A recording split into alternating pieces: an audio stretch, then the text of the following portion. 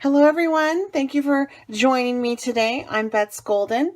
I am going to be creating a card today, a simple card, which is something that I think with videos and things, we get lost in doing the latest and greatest and learning new techniques that we forget just to go back to the basics. So today I'm going to go back to the basics and use literally paper, ribbon, and stamps and embossing powder. That's going to be what's going to make up this card. Hopefully, if you're new to card making, you can get some ideas and this can provide for you a little bit of inspiration. If you are not new to card making, hopefully this will motivate you to get back and use some of your basics to create really beautiful cards. So I'm using right here a basil sheet of paper, and this was 8.5 by 11. And just a little tip, if you cut an 8.5 and 11 piece of paper down the middle, you will get a perfect A2 card size. So my panel is 4.25 inches by 5.5, which fits all your standard envelopes.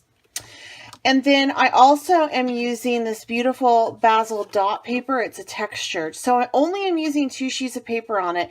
And what I did is I used the other green to make the panel on it, and then I cut a little scallop circle with a punch. Now, if you don't have a punch, you could go ahead and freehand a heart or freehand a circle or something along those lines, because we want to take our little stamped image and put it on it. And this is the stamps that I'm using. It's by Joy Claire, and it's Coffee and Jesus.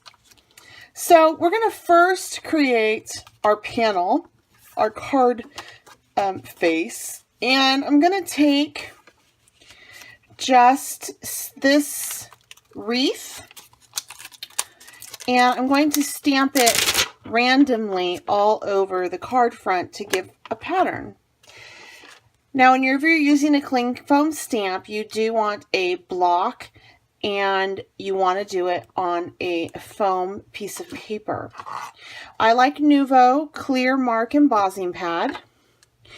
And also, I get a lot of questions on, I'm new to card making, what kind of ink should I buy? And I understand that you don't want to buy one of everything. You know, you don't even know if you're going to really dig on it. So what I suggest is getting just a basic black one, like the Simon Says Intensive Black. Because what you can do is it's permanent, but you can also use alcohol markers on it.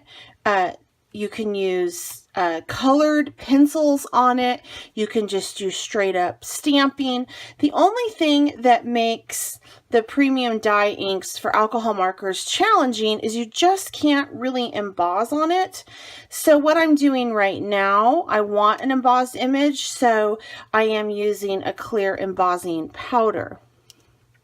All right, so I have that pretty much laid out. And now I'm going to take my embossing powder, and I am using this beautiful fine detail Nuvo. I believe this is classic gold. And all you need for this to lay this out really is just take a piece of copy paper or scratch paper, fold it in half, lay this out like so, and then you can literally dump the entire bottle on this if you felt so inclined.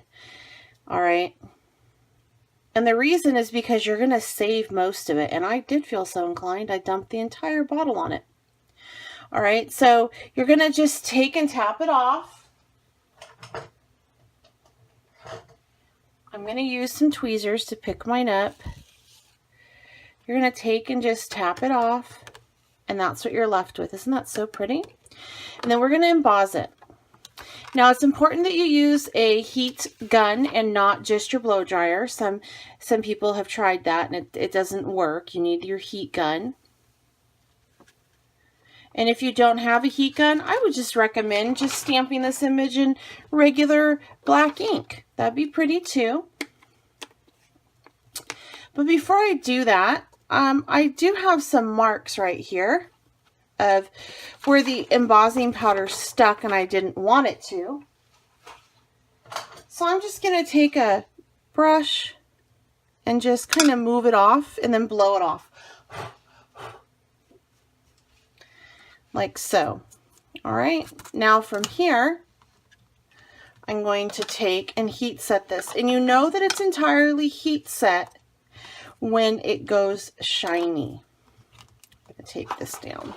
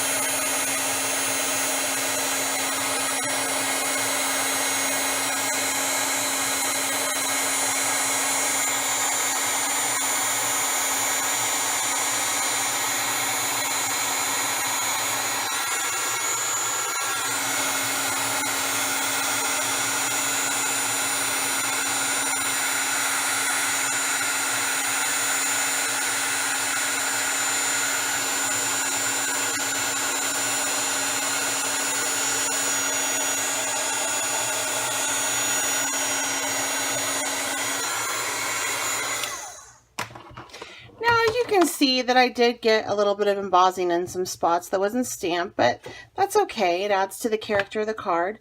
Now from here, I want to go ahead and put a little bit of a sentiment in each of these. So I'm going to use this cute sentiment from this set. It's called Jesus and Coffee. And I'm just going to stamp this in black.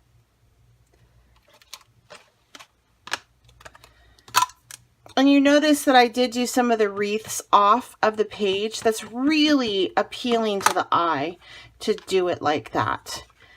So you just have to make sure that you also take that into consideration when you are laying out your sentiment. So if my center is not all on the paper, I have to have some of that sentiment come off.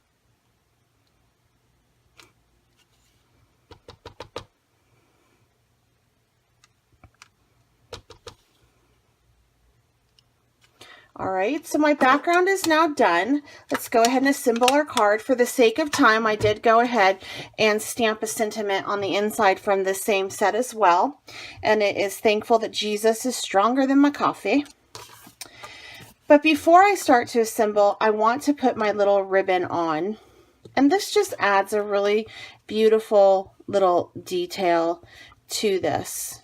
And I'm just going to adhere it on this card base. That way I don't have to worry about wrapping it around on the inside of my card. So I'm just going to use some tape.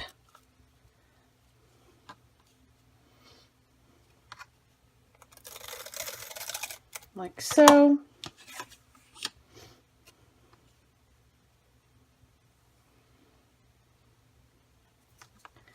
Just going to wrap it around like so. Then let's build the card. By doing 2 layers of cardstock, it definitely amps up the card and gives it some really nice personality and makes it a little bit more fancy.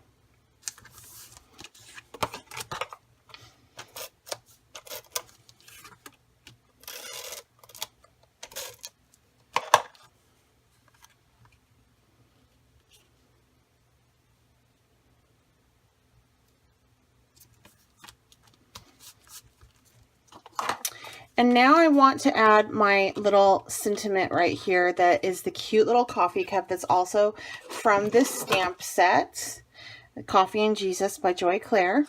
And I'll have all this listed for you down below in the description box so you can easily find anything that you would like. And then also I'll have listed some recommendations for things that I may not have showcased but would work. And I did color that in and just fussy cut it out. Basically, fussy cut means detail cut, in case you're new to this. And I colored it in with color pencils. So again, I'm just going to do this little sentiment because this right here, that's cute, but I really want it to be a little bit, you know, kind of grounded. And then I'm going to use some pop dots on the back of this just to give it a little bit more personality.